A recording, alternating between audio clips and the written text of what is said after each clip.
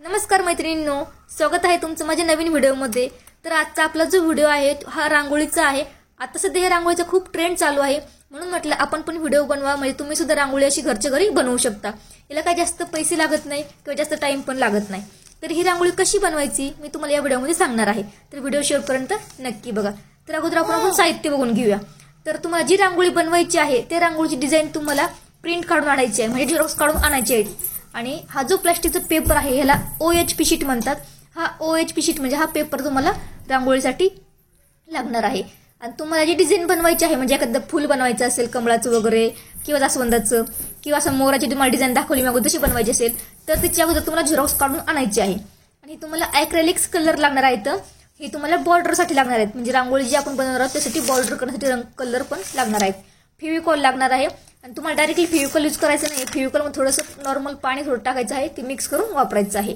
आणि तुम्हाला ब्रश लागणार आहे फेविकॉल लावण्यासाठी आणि बॉर्डर करण्यासाठी।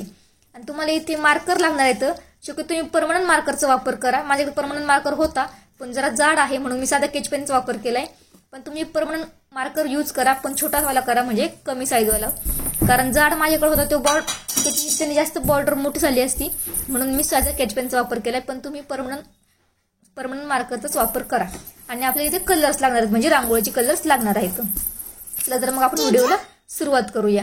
तर बघा इथे अगोदर आपल्याला जी रांगोळी बनवायची आहे तिची आपण जी झेरॉक्स काढली, झेरॉक्स आपल्याला खाली ठेवायची आहे आणि वरती आपल्याला तो पेपर ठेवायचा, म्हणजे OHP शीट ठेवायची आहे आणि ती आपल्याला अशी बॉर्डर करून घ्यायची आहे। आता इथे मी साध्या स्केच पेनचा वापर केलाय, पण साध्या स्केच पेनचा वापर तुम्ही करू नका, परमनंट मार्करचा वापर करा। आता माझ्याकडे परमनंट मार्कर होता पण जरा जास्त ब्रॉड होता तो, म्हणून मी नाही वापरलाय, पण तुम्ही जी छोटी साईज मिळते परमनंट मार्करची ते वापरा। तर बघा आपल्याला अशी बॉर्डर करून घ्यायची आहे पूर्ण रांगोळीची।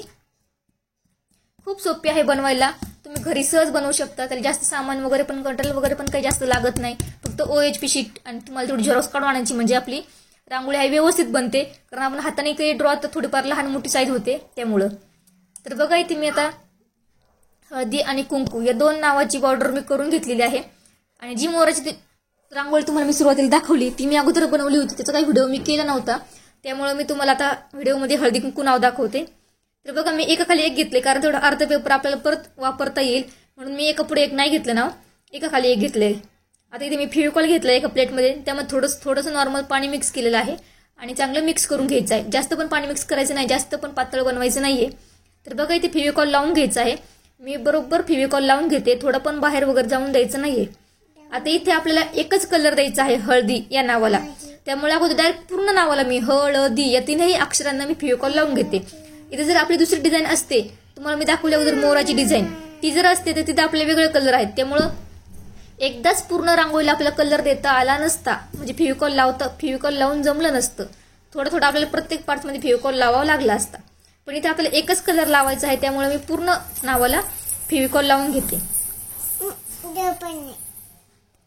तर बघा इथे माझं फेविकॉल लावून झालेलं आहे। आता मी रांगोळी टाकून घेते, खूप सोपी आहे बनवायला, इझी आहे।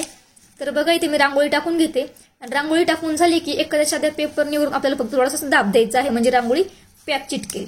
तर बघा मी खालचीच आपली झेरॉक्स काढलेली आहे आणि तिने थोडासा दाब दिलेला आहे, नंतर आपल्याला पेपर चटकून घ्यायचा आहे, म्हणजे रांगोळी आपली चिटकली नाही दिसून येईल। तर बघा इथे आपण आता हा एकच लेअर दिलेला आहे, पण इथे तुम्हाला डबल लेअर द्यायचा आहे। तोपर्यंत मी कुंकू पण नाव तयार करून घेतलेलं आहे, म्हणजे आपल्या हळदी नावाचं पण दुसरं लेअर देण्यासाठी आपण थोडं सुकून जाईल वरची आपण जी रांगोळी टाकलेली आहे ती। तर बघा आपल्याला पुन्हा एक लेअर द्यायचा आहे, त्यामुळे पुन्हा एकदा मी फेविकॉल लावून घेते आणि त्यावर सेम कलरची रांगोळी टाकून सेम प्रोसेस करायची आहे। तर बघा इथे मी पूर्ण नावाला फेविकॉल लावून घेतला आहे आणि पुन्हा एकदा रांगोळी टाकून घेत आहे। रांगोळी टाकून झाली की पुन्हा एकदा आपल्याला थोडंसं असं पेपरने दाब वगैरे द्यायचा, म्हणजे रांगोळी छान चिटकून बसते।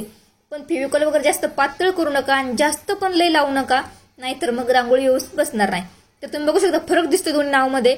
हळदी नावाला मी डबल लेअर दिला आहे रांगोळीचा, कुंकू नावाला एकच लेअर आहे, दोन्हीमध्ये फरक दिसतोय लगेच। तर मी कुंकू नावाला पण डबल लेअर करून घेतलेला आहे। आता इथे आपल्याला बॉर्डर करायची आहे।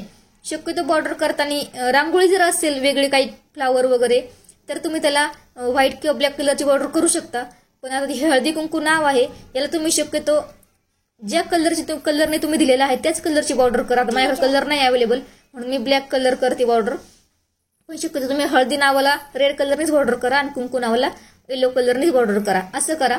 पण आता मी ही घरच्या घरी माझ्यासाठी बनवते, इकडं विकायला वगैरे बनवत नाहीये. त्यामुळे आता माझ्याकडे जे कलर अवेलेबल आहेत त्यानेच मी बॉर्डर करून घेते.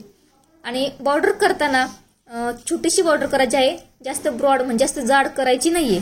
आता माझं काय झालं, नेमकं फेविकॉल लावायला जो ब्रश वापरला मी तोच ब्रश बॉर्डर करताना वापरते, त्यामुळे बॉर्डर व्यवस्थित बसत नाही. तसं तुम्ही करू नका. फेविकॉल लावायला जो वापरलाय तोच बॉर्डरला वापरू नका, तुम्ही वेगवेगळे ब्रश ठेवा. तर तुम्ही बघू शकता कुंकू नाव किती छान आहे, उठून दिसते. असं मी त्याला ब्लॅक कलरची बॉर्डर केली आहे. त्यामुळे आता हळदी नावाला मला वाटते की व्हाईट कलरची बॉर्डर करावं, म्हणून मी त्याला व्हाईट कलरच्या कलरने बॉर्डर करणार आहे. तर बघा ते मी व्हाईट कलरने बॉर्डर करून घेतले, पण एवढं काही खास वाटत नाही व्हाईट कलरने, ब्लॅक कलरने छान दिसते. तर तुम्हाला जे आवडेल तुम्ही त्याप्रमाणे करू शकता.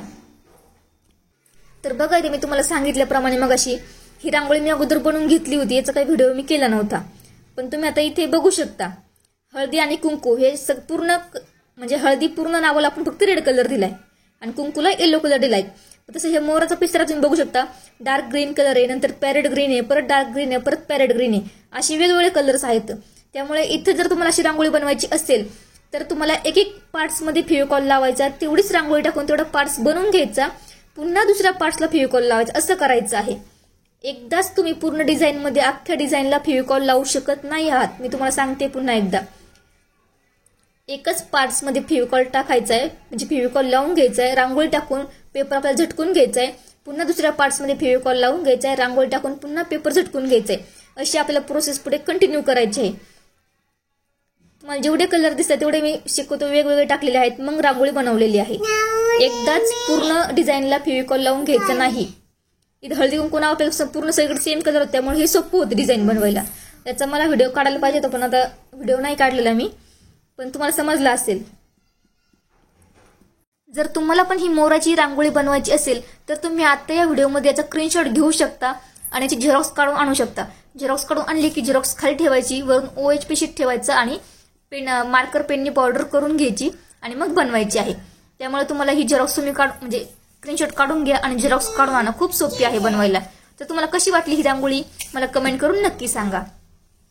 तर आता आपली ही रांगोळी बनवून झालेली आहे पूर्ण, पण आपल्याला हा पेपर पूर्ण तसाच ठेवायचं नाहीये. साईडचा जो पेपर शिल्लक आहे उरलेला आहे तो आपल्याला कात्रीने कट करून घ्यायचा आहे. कट करताना जरा हळूवारपणे कट करायचा आहे, कारण आपण रांगोळी एवढी कष्ट करून बनवलेली असते, चुकून घाई गडबडीत रांगोळीच कट व्हायला नको. तर बघा इथे मी आता पूर्ण पेपर कट करून घेणार आहे. आता मी पण पेपर कट करताना हळूवारपणेच केला आहे, पण व्हिडिओ करताना मी थोडं तुम्हाला फास्ट केलेला आहे, कारण व्हिडिओ खूप मोठा झालाय, त्यामुळे तुम्हाला वाटेल की एवढे फास्ट कट करते. तर तुम्हाला नंतर मी पूर्ण पेपर कट करून झाल्यावर पण दाखवते रांगोळी कशी दिसते. आणि या रांगोळीला फक्त मी एकच लेअर दिलेला आहे रांगोळीचा. जसं आपण हळदी कुंकू लावायला डबल लेअर लावलेला आहे रांगोळीचा, तसं मी या रांगोळीला फक्त एकच लेअर लावलेला आहे. तुम्ही जर घरगुती रांगोळी बनवताय म्हणजे तुमच्यासाठी स्वतःसाठी, तर तुम्ही एकच लेअर पण लावू शकता, कारण ही रांगोळी खूप छान पॅक बसली आणि खालचा पेपर वगैरे थोडा पण दिसत नाहीये, त्यामुळे फक्त मी एकच लेअर वापरलेला आहे. तर तुम्हाला कशी वाटली आजची रांगोळी मला कमेंट करून नक्की सांगा. आणि तुम्हाला जर अजून अशाच रांगोळीचे व्हिडिओ पाहिजे असतील तरी पण मला कमेंट करा, मी अजून वेगवेगळ्या डिझाईन रांगोळीचे बनवेल आणि त्याचे व्हिडिओ शूट करून तुम्हाला नक्की व्हिडिओ अपलोड करेल. तर ह्या रांगोळीचाच मेन व्हिडिओ पाहिजे होता, पण काय करणार, मी पण हा व्हिडिओ नेमकं करायचं विसरले. तर आजची रांगोळी बघा तुम्हाला कशी वाटली मला कमेंटमध्ये नक्की सांगा. किती सुंदर दिसते बघा, ही पूर्ण पेपर आता मी कट करून घेतला आणि किती सुंदर दिसते, मला तर खूपच आवडली आहे. तुम्हाला पण आवडली का मला कमेंटमध्ये नक्की कळवा. थँक्यू.